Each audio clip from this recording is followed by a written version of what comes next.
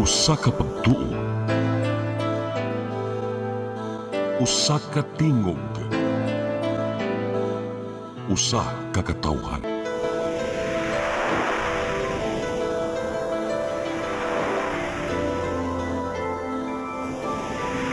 Cebu Catholic Television Network.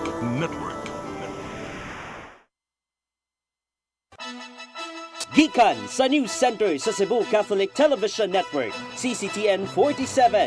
Aniya na ang mga nagunang balita sa alas 12. Uluhan sa mga balita sa alas 12, mga progresibong grupo mihulagway nga nagbabaya lang si PBBM sa katungod sa mga mamumuo. Ontiveros mimakak sa pasangil bahin sa pagpalit sa mga TV sets sa dakong kantidad. Mayong udto, ako si Gia Navarro, kauban sa inyo sa puwersa sa CCTN News Team, kami muatod kaninyo sa mga balita sa alas 12. O karon sa kompletong detalye sa itong mga balita. Nagpabaya lang si Presidente Ferdinand Bongbong Marcos Jr. sa katungod sa mga mamumuo o sa katawhan, maong i-terminate siya sa trabaho. Kini ang nakita sa grupong Ama Sugbo KMU o ubang progresibong grupo nunot sa ikaupat nga State of the Nation Address nga ihatod ni Marcos Jr. karong alas 4 sa hapon. Matod sa mga grupo nga nagpabiling sinsilyo ang halos 500 pesos nga minimum daily wage bisan pa man sa nagkasaka nga gross domestic product. Dako usab ang pagduda sa Ama Sugbo KMU nga mas ipalabi ngadto sa mga mas mapahimoslanong investors ang mga economic zones nga naa sa Sugbo tungod lang sa walay kasiguraduhang kahimtang sa mga nanarbaho nga dala sa contractualization. Alang nila, dakong palpak ang gihimo sa Administrasyon Marcos Jr. alang sa katungod sa matag Pilipino. Gipaygayon karong adlaw ang ilahang lihok protesta diin nagsugod silang marcha gikan sa Fuente Osmeña hangtod Daan Colon ning syudad sa Sugbo. Mipaymangno si Gobernador Pamela Baricuatro ngadto sa mga magpapatigayon, contractors ug sa publiko nga likaya ng mga taong mogamit siyang pangalan aron lang makapangwarta. Hugdanong gibarugan ni Baricuatro nga di gyud siya mamorsyento og walay SOP aron lang mahinayon ang bisan unsang transaksyon ngadto sa Kapitolyo. Wala usab siya'y gitugutang tao o grupo alang sa mga business deal, ilabi na kung adunay infrastructure projects, quarrying o di ba ka STL. Mong giawag niya mga contractor nga kinahanglang mopaubos sa Bids and Awards Committee aron nimong transparent ang transaksyon. Dugang pampahimangno ni Baricuatro nga likayan na paghatag og kwarta o ubang pabor ngadto sa mga kadudahang tao nga mogamit sa iyang pangalan. Subay kini sa pasalig nga magpabilin ang transparency, accountability ug may panggobyerno ubos sa iyang katungdanan.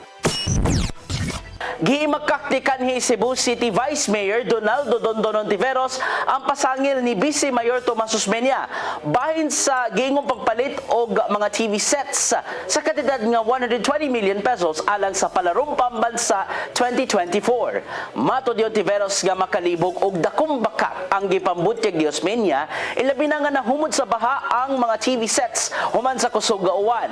Sumapa niya nga gipalit ang maong mga telebisyon ubos sa computerization program sa Department of Education. May nundomang gigamit ang mga TV sets sulod sa media center sa palarong pambansa aron tan-awon ang mga duwa.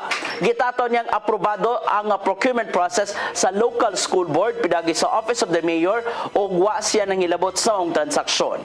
Kini ang nimong tubag ni Ontiveros sa pasangil ni Osmeña nga posibleng kasuhan og graft ang opisyal alang sa kadudang paggamit sa pundo sa syudad.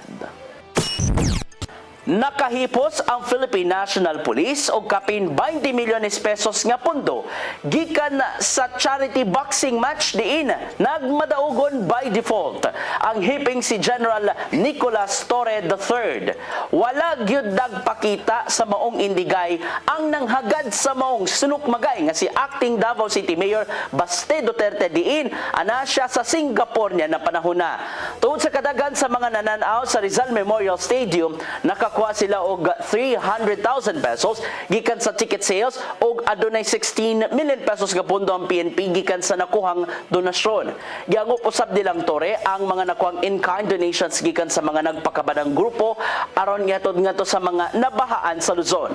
Hinuna dayon ang ubang undercard matches ato sa maong controversial nga boxing event. Sa habig usab di acting Mayor Baste, mihimakak siya sa una niya niyang pamahayag nga nanghagad siya sinumbagay og mas gipiling may tabuon ta kana sa laing petsa nga walay boxing gloves.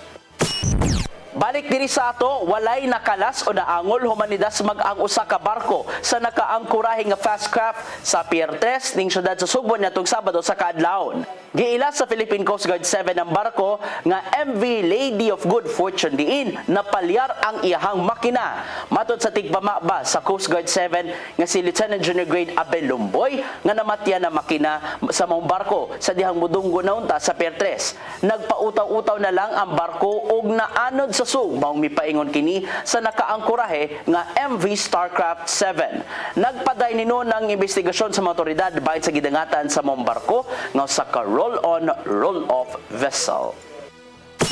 Gitubag sa mga kabumbiruhan ang managlaing sunog na natala sa dakbayan sa Sugbo kagahapon. Mukabat niya to sa 600,000 pesos ang gibiling danyos o manaog daw ang balay dito sa Barangay Sambang 1. Matod sa BFP Cebu City, nganito mao ang kayo pasado alas 2 sa kadlawon gikan sa gipuy-an nilang Fernie Kusap og mga kaubanan. Moabot sa 12 ka mga fire trucks ang mitubag sa alarma ubos sa second alarm hangtod nga napaong ang kayo alas 3 na sa kadlawon. Pagkagabi may responde usab ang mga kabumbirohan sa mga Pinoy-anan sa Lower Laguerta, Barangay Lahug sa Sosyamang Syudad. Diin nitumaw kini pasado alas 8 sa gabi.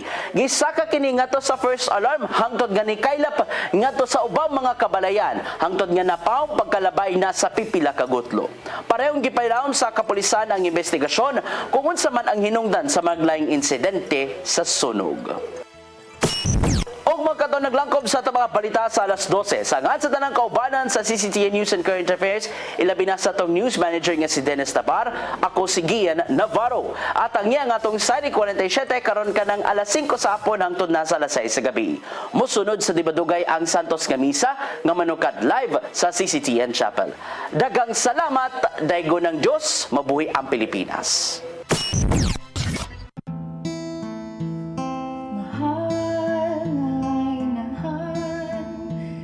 Kanimo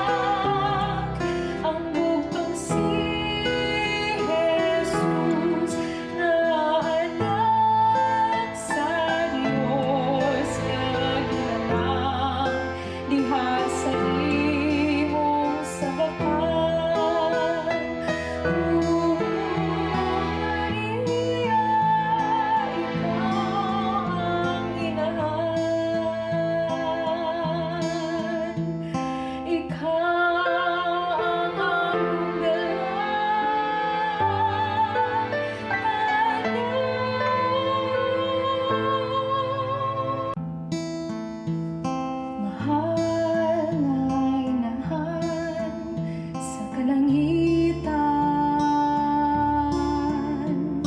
ikaw ang amuna ginasaligan. Sa adlaw nga tanan kami nagsambit, kanimo among minahal nga inahan. Sa dugang grasya kami karon nagahulan, ug sa panalangin nga gikan sa imong anak,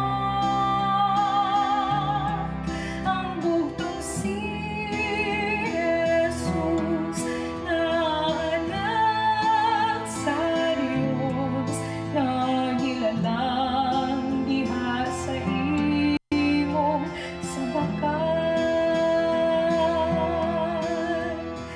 Diwata inahan ang among halad, mga bulag kini sa pasalamat. Tungod sa kanunay mga pag-agat, karamtin ang kaimong mga anak. Sa dugang grasya kami karon nagahulan, ug sa panalangin nagikan sa imong anak, ang bugtong si Jesus na anak sa Dios, nagilalang diha sa imong sabakan. Maria, ikaw ang inahan, ikaw ang among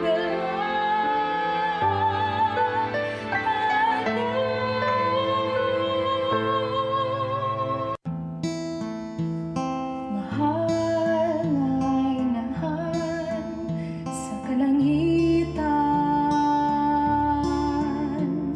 ikaw ang amuna ginasaligan. Sa adlaw nga tanan kami nagsambit, kanimo among minahal nga inahan.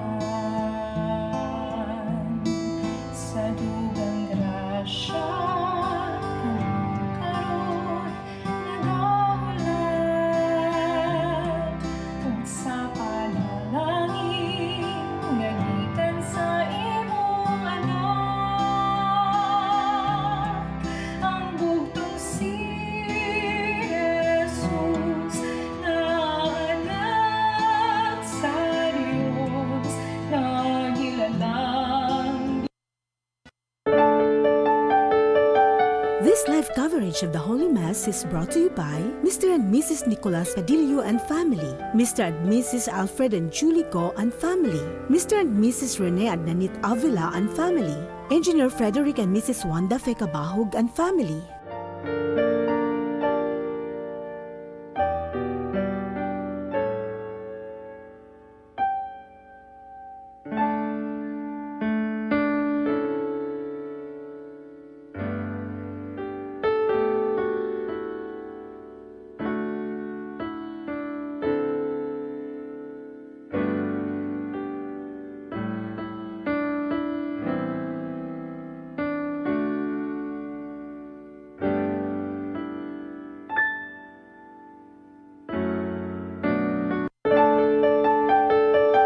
This live coverage of the Holy Mass is brought to you by Mr. and Mrs. Nicolas Cadillo and family, Mr. and Mrs. Alfred and Julie Go and family, Mr. and Mrs. Rene Adnanit Avila and family, Engineer Frederick and Mrs. Wanda Fecabahog and family.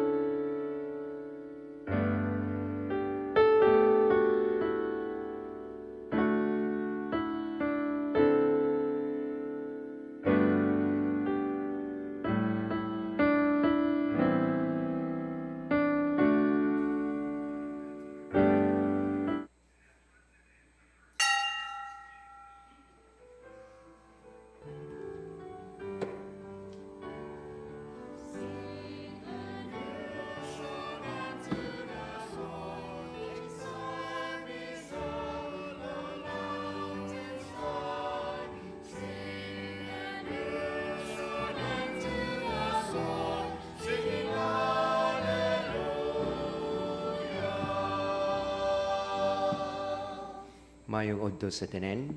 Today is Monday within the 17th week in Ordinary Time. And we offer in this Mass for the intentions of all those who are commemorating their birthdays or anniversaries today, and for all those who are virtually participating in this telecasts and streamed celebration. And we also pray for the needs of all those who tirelessly support the apostolate of CCTN through prayer intentions, love offerings, sponsorships, and reassuring goodwill, and praying all the intentions we promise to pray for. In the name of the Father, and of the Son, and of the Holy Spirit, the Lord be with you. Brothers and sisters, let us acknowledge our sins and ask the Lord for pardon and strength. Together I confess to Almighty God and to you, my brothers and sisters, that I have greatly sinned in my thoughts and in my words, in what I have done and in what I have failed to do, through my fault, through my most grievous fault. Therefore I ask Blessed Mary, ever Virgin, all the angels and saints, and you, my brothers and sisters, to pray for me to the Lord our God. May Almighty God have mercy on us, forgive us our sins, and bring us to life everlasting. Lord, have mercy. Christ, have mercy. Lord, have mercy. Let us pray. Show favor, O Lord, to your servants, and mercifully increase the gifts of your grace, that made fervent in hope, faith, and charity, they may be ever watchful in keeping your commands. Through our Lord Jesus Christ, your Son, who lives and reigns with you in the unity of the Holy Spirit, one God, forever and ever.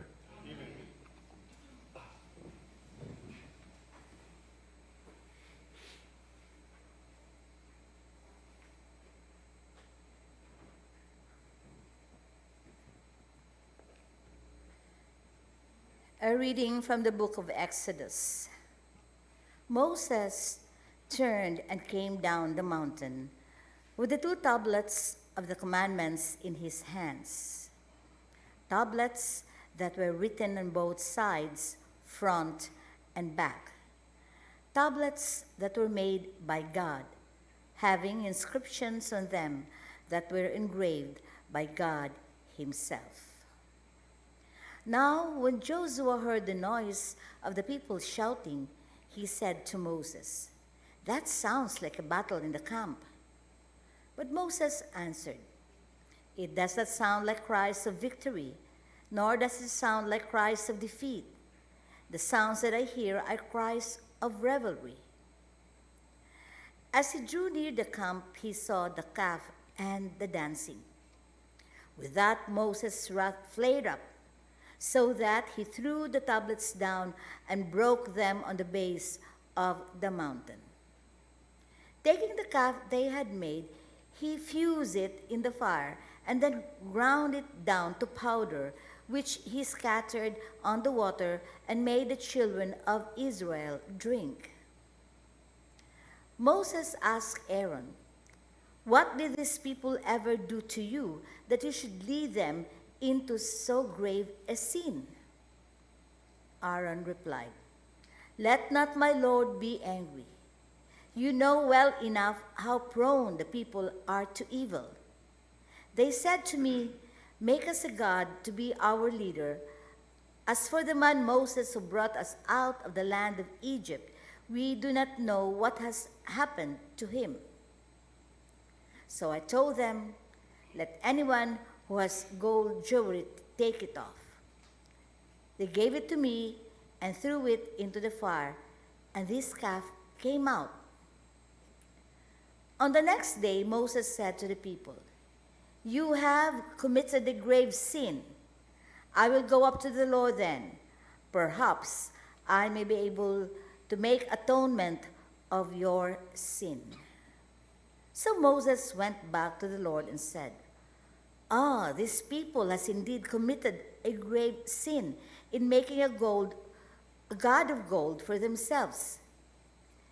If you would only forgive their sin, if you will not, then strike me out of the book that you have written." The Lord answered him, Him only who has sinned against me will I strike out of my book. Now go and lead the people to the place I have told you. My angel will go before you. When it is time for me to punish, I will punish them for their sin. The word of the Lord.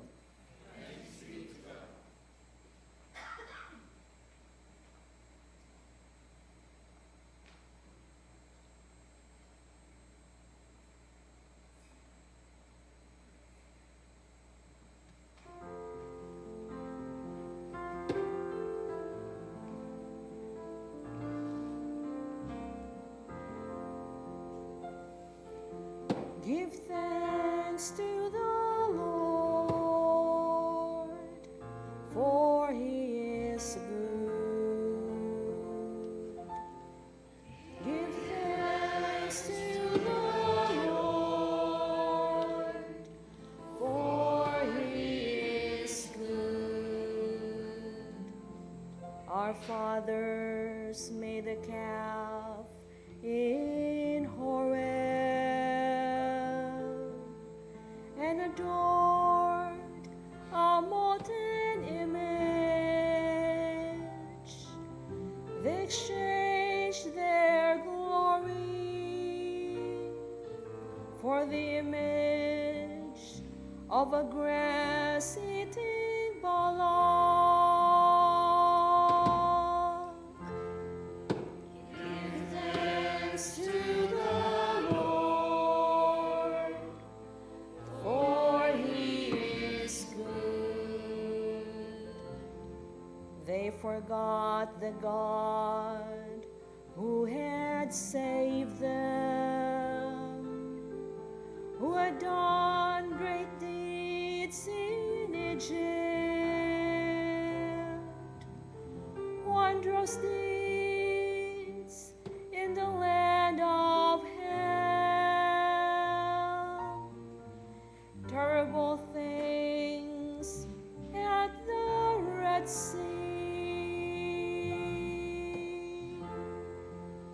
Give thanks to the Lord, for he is good. Terminating them, but Moses, his chosen one, withstood him in the breach to turn back his destructive wrath.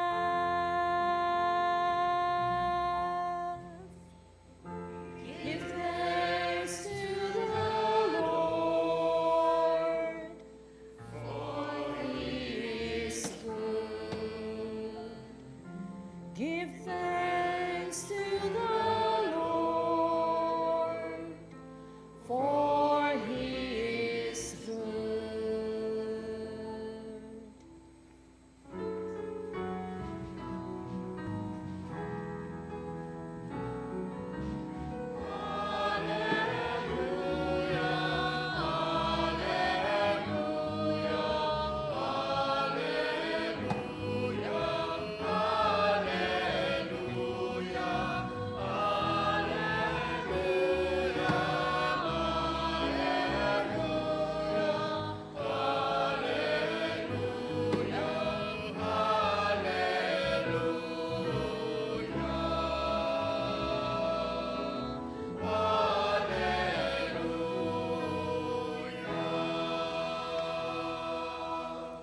The Lord be with you.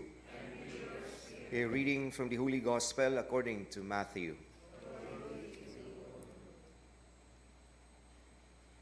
Jesus proposed a parable to the crowds.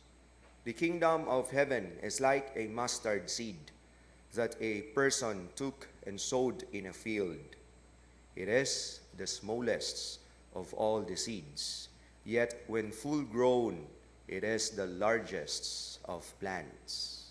It becomes a large bush, and the birds of the sky come and dwell in its branches. He spoke to them another parable. The kingdom of heaven is like yeasts that a woman took and mixed with 3 measures of wheat flour until the whole batch was leavened. All these things Jesus spoke to the crowds in parables.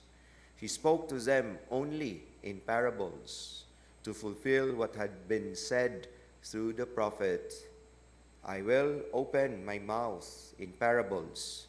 I will announce what has lain hidden from the foundation of the world. Brothers and sisters, the gospel of the Lord. Praise you, Lord Jesus Christ. Mayong udto kanatong tanan. My dear friends, when it comes to sizes, we always belittle and malign things that are small, because somehow we equate its being small to its value and it becomes less. Kung sa sinukmagay, kagamay nimo, irukon raon niya tika, no? Or kung sa kwarta, kagamay ra ana, dali ra kayo na mahurot, unsa ra may mapalit nimo ana, no? Or kung sa dagway, kagamay na lang nimo buhok, no? Hapit na ka na upaw sama sa inyong pari, no? We always malign and belittle things that are small. And yet, in the gospel of today, Jesus uses small things, and not just to give value on small things, but uses it to portray the kingdom of God. The first parable is about the mustard seed. Nga gamay, pinakagamay nga liso, apan kung motubo, kung mabuhi, pinakadako nga tanom. And here we know that in the life of our faith, we will always sense the presence of God, not in spectacular things, but even in small things and events in our life, where the Lord speaks more, where the Lord speaks His plans for us, where the Lord wants us to understand, and not just finding big things, but even in insignificant things in our life, as long as we are sensitive enough and we can actually see God in those things. In the second parable, He spoke about the yeasts. Katong hilig mo kaon og pan, o kitang tanan hilig mo kitang mo kaon og pan, di man kita makatilaw unsay lami sa yeast, no? We taste the taste of the bread and not on the yeast, and we cannot even see the yeast in the bread. But without the yeast, di kita mo kaon pan. Kung walay patubo, muratag ni kaon og bato, no? Mas gahi pas binangkal. And here, insignificant things, things rarely to be noticed, things rarely to be seen. And yet, this speaks about the kingdom of God. And this could also be likened to our attitude when it comes of responding to the commandment of love. We should not be doing great things in order for people to notice, but even in little acts of kindness, of love, of generosity, and even mercy, these are like yeasts that would inspire others to do the same. This is like a yeast that offers a kind of importance that makes one's presence an important thing and yet can rarely be seen. But because of that little acts of kindness, it is something that contributes wellness, goodness to others. Muna dihasad sa atong attitude, di ta kinahanglan maglaraw o mga dagkong butang aron makaingon ta sa Ginoo, Lord, pogi points ni nako. No? But even in insignificant things, in small things, like the things that Jesus uses to portray the kingdom of God in these two parables in our gospel today. And yet, when we would act on it, though small, though insignificant, then these things are significant things, important things for the kingdom of God to be proclaimed, for God's love to be portrayed to others, and even God Himself can be shared to people. Amen. Prayers of the faithful.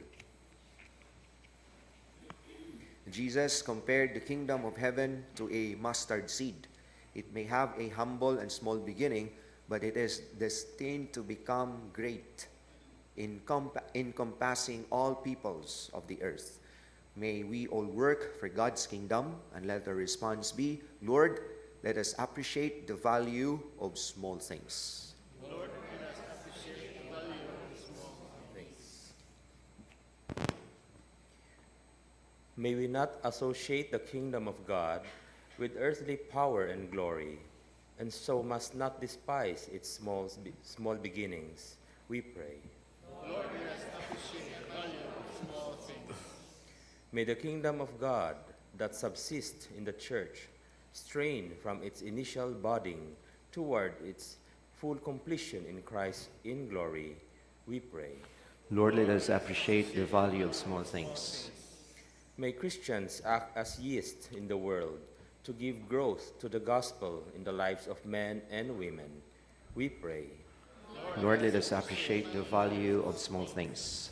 May the church serve like a large bush or tree where people can take refuge in time of danger and difficulties, we pray. Lord, let us appreciate the value of small things. May we strive to be a community that cherishes the little details of life, like Jesus, who pointed out to the disciples the little mustard seed, the 2 small coins of the widow, and the 1 sheep that was missing. We pray. Lord, let us appreciate the value of small things. Everlasting God, the seed of the kingdom was planted and watered by Jesus with His own precious blood. May it bear much fruit through the faith, hope, and love of believers. We ask this through Christ our Lord. Amen.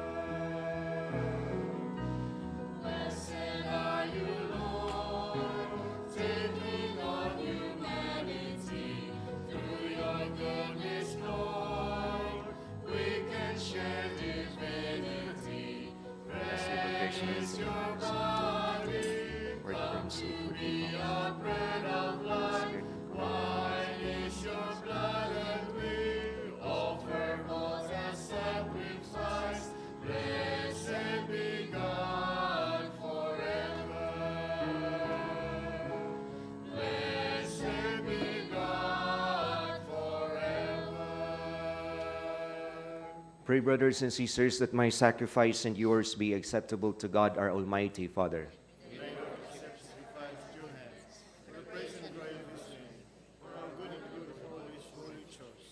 Accept, O Lord, we pray, the offerings which we bring from the abundance of your gifts, that through the powerful working of your grace, these most sacred mysteries may sanctify our present way of life and lead us to eternal gladness. Through Christ our Lord. Amen. The Lord be with you. And with your spirit. Lift up your hearts. Let us give thanks to the Lord our God. It is right and just. It is truly right and just, our duty in our salvation, always and everywhere to give you thanks, Lord, Holy Father, Almighty and eternal God. For you so loved the world, that in your mercy you sent us the Redeemer, to live like us in all things but sin, so that you might love in us what you loved in your Son, by whose obedience we have been restored to those gifts of yours, that by sinning we had lost in disobedience. And so, Lord, with all the angels and saints, we too give you thanks, as an exaltation we acclaim.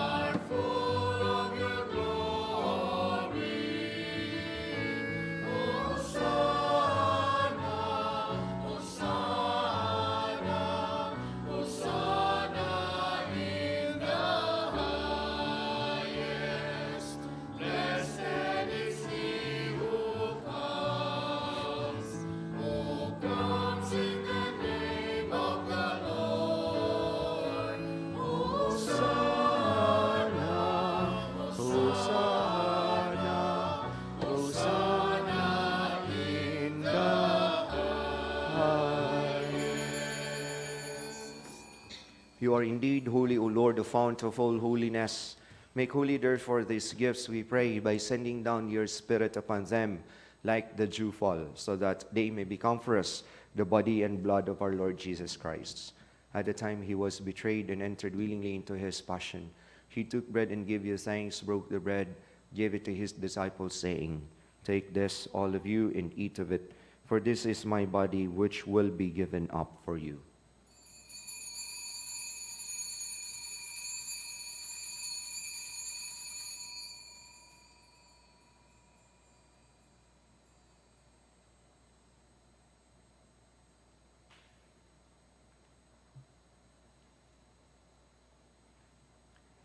In a similar way, when supper was ended, he took the chalice, and once more giving thanks, he gave it to his disciples, saying, Take this, all of you, and drink from it, for this is the chalice of my blood, the blood of the new and eternal covenant, which will be poured out for you and for many for the forgiveness of sins. Do this in memory of me.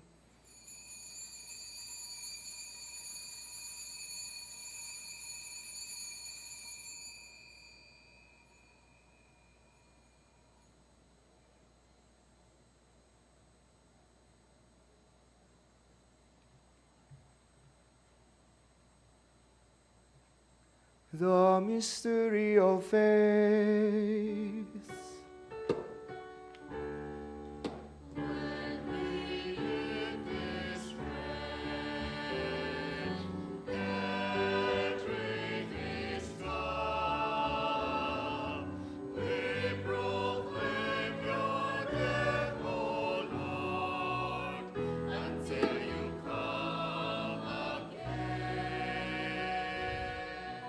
Therefore, as we celebrate the memorial of his death and resurrection, we offer you, Lord, the bread of life and the chalice of salvation, giving thanks that you have held us worthy to be in your presence and minister to you. Humbly we pray that partaking of the body and blood of Christ, we may be gathered into one by the Holy Spirit. Remember, Lord, your church spread throughout the world, and bring her to the fullness of charity, together with Leo, our Pope, Jose, Archbishop, and all the clergy. Remember also our brothers and sisters who have fallen asleep in the hope of the resurrection, and all who have died in your mercy. Welcome them into the light of your face. Have mercy on us all, we pray, that with the Blessed Virgin Mary, the Mother of God, with Saint Joseph, her most chaste spouse, with the blessed apostles and all the saints who have pleased you throughout the ages, we may merit to be co-heirs to eternal life, and may praise and glorify you through your Son, Jesus Christ. Through him and with him and in him, O God, Almighty Father, in the unity of the Holy Spirit, all glory and honor is yours forever and ever.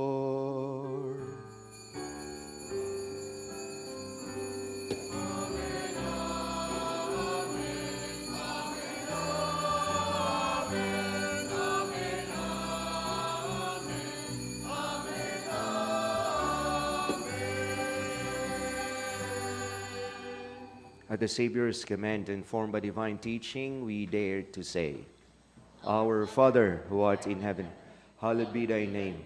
Thy kingdom come, thy will be done on earth as it is in heaven. Give us today our daily bread, and forgive us our trespasses, as we forgive those who trespass against us. And lead us not into temptation, but deliver us from evil. Deliver us, Lord, we pray, from every evil. Graciously grant peace in our days, that by the help of her mercy we may be always free from sin and safe from all distress, as we await the blessed hope and the coming of our Savior, Jesus Christ. Lord Jesus Christ, who said to your apostles, Peace I leave you, my peace I give you, look not on our sins, but on the faith of your church, and graciously grant her peace and unity in accordance with your will, who live and reign forever and ever. The peace of the Lord be with you always. Let us offer to each other the sign of peace. Peace be with you. Peace be with you. Together, Lamb of God, you take away the sins of the world, have mercy on us.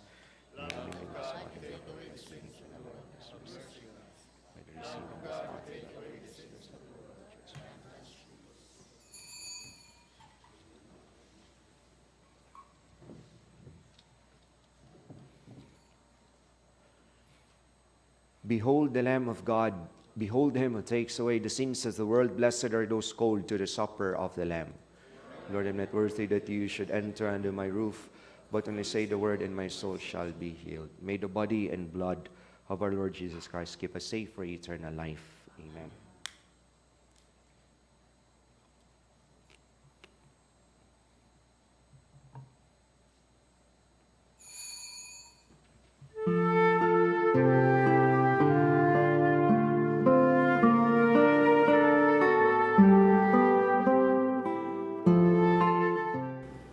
Act of Spiritual Communion.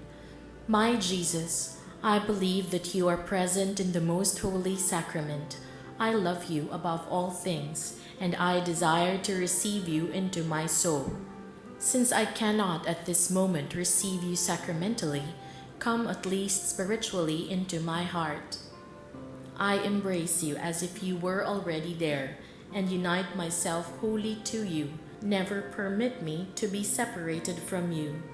O my God, my only hope, I have placed all my trust in you, and I know I shall not be disappointed.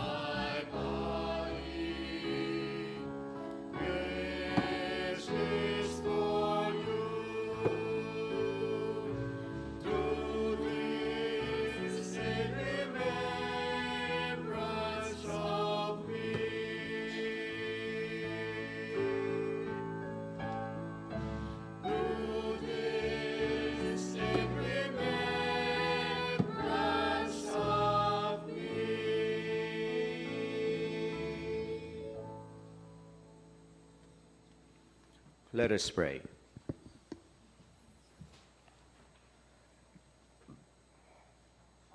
We have consumed, O Lord, this divine sacrament, the perpetual memorial of the passion of your Son. Grant, we pray, that this gift which he himself gave us with love beyond all telling may profit us for salvation. Through Christ our Lord. Amen. The Lord be with you. And with yours. And may Almighty God bless you and your loved ones, the Father, the Son, and the Holy Spirit. Amen. The Mass is ended. Go in peace. Thanks be to God.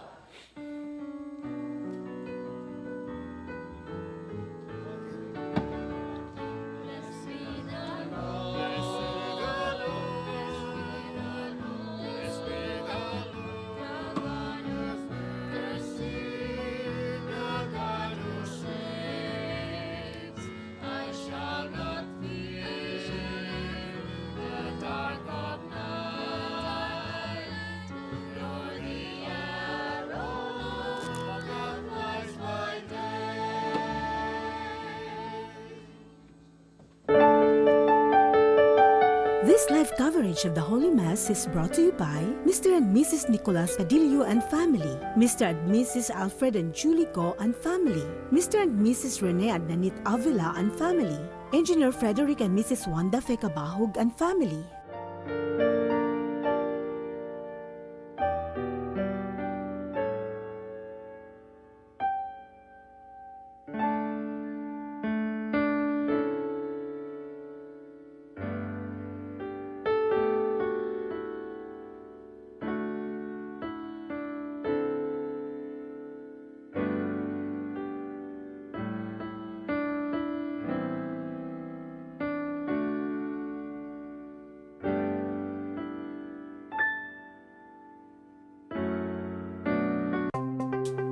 Discover the beauty of the Philippines.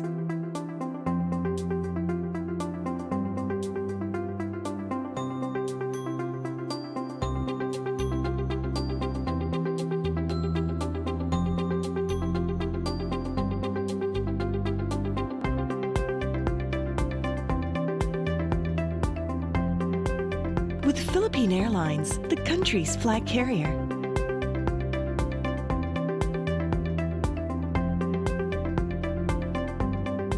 The airline that lets you feel the warmth of the nation.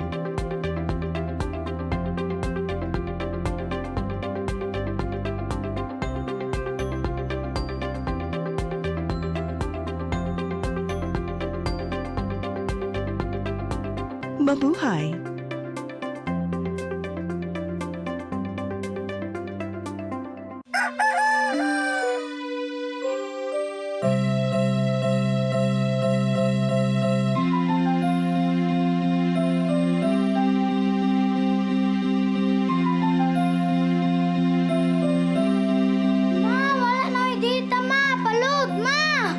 Sorry, ma'am, na-late ko. Nangita pa mong gusto para internet sa kong anak, ma'am. Ay, wala na yung problema. Pag-sinisibo! Sinisibo, sinisibo. For your internet connection. And for the signal of your cable TV. So fast and straight that transmission to your home. Sinisibo! Sinisibo, sinisibo. Offers you to have fiber optics. For your viewing experience, perfect and clear so far. So great and affordable for you to enjoy. Sinisibo. Cine Cebu Television Network Incorporated offers fiber to the home broadband internet bundled with fiber to the home cable TV connection. Cine Cebu Television Network Incorporated with its operation in Metro Cebu and the whole province of Cebu soon. And affordable for you to enjoy. Sinisibo!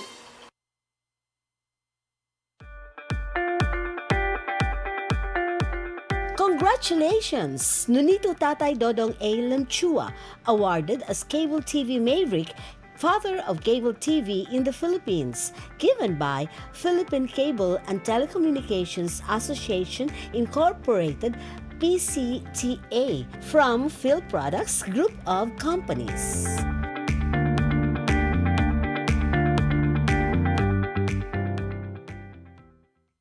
Siguradong pagkain sa buong bansa. Masaganang ani, mataas na kita. Maunlad na buhay ng mga magsasaka at mga mangingisda. Siguradong pagkain sa buong bansa.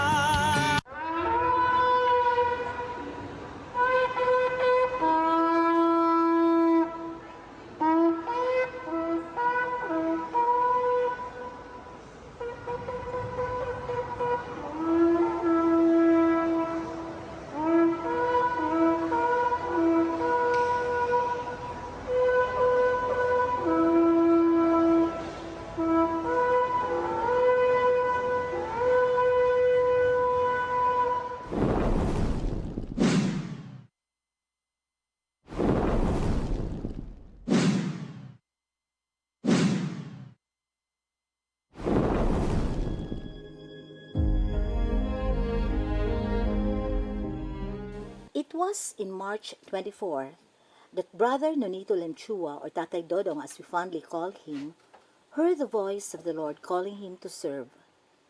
God knows His children, and He knows how to speak to each of them.